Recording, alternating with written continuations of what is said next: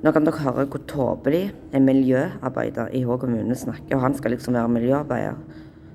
Her sitter jeg og har en samtale med nattevakt. Nå skal dere få høre. Der de påstår de ikke har ansvar for liv og helse. At hvis jeg tar livet mitt, så står jeg fri til det.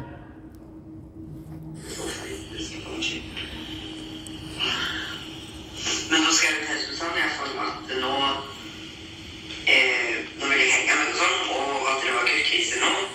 Og da synes jeg det er veldig spesielt at de liksom ikke kommer ned og sjekker hvordan jeg har det når jeg skriver at nå skal jeg gå og henge meg, og jeg vet jo hva jeg har sagt det mange ganger før, så de tror sikkert sånn ull, men en dag kan det faktisk skje. Ja. Men på en annen måte så sier jeg at det er mitt ansvar, at de står ikke ansvar for liv, for avhengig av mitt liv og helse. Det er et fritt valg jeg har. Hvis jeg tar livet mitt, så har ikke dere plikt å avhengig. Og der har jeg sagt det. Og hvis at vi har så store trang til at vi har lyst til å ta livet oss opp, så er vi også for så vidt i stand til å ta kontakt med de instansene som kan få hjelp fra. Sant? Så jeg kan si sånn, hvis du er så stor trang, nemlig at du tenker at du vil ta livet ditt, og sånn som du sier. Jo, men det er litt farlig på meg, for jeg kan være begge denne. Det var en gang jeg tenkte å gjøre det, og ja, det er jo lagt tilbake, men av og til så er jeg akutt tilstand, og da tenker jeg at da hadde ikke jeg ringt noen når jeg har gjort det. Nei. Men jeg har jo aldri prøvd å få hjelp.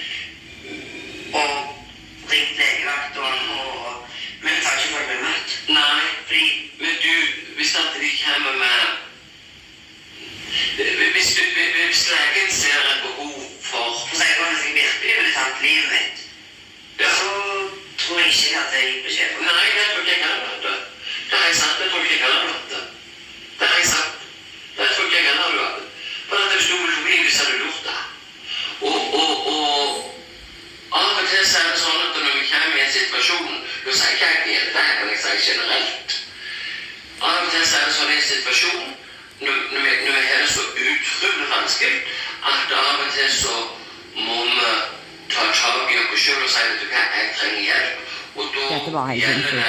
En suicidal person gir ikke beskjed å ringe 113. Så tar du bare livet ditt. Fy faen. Da var det leger som tar tag i deg det.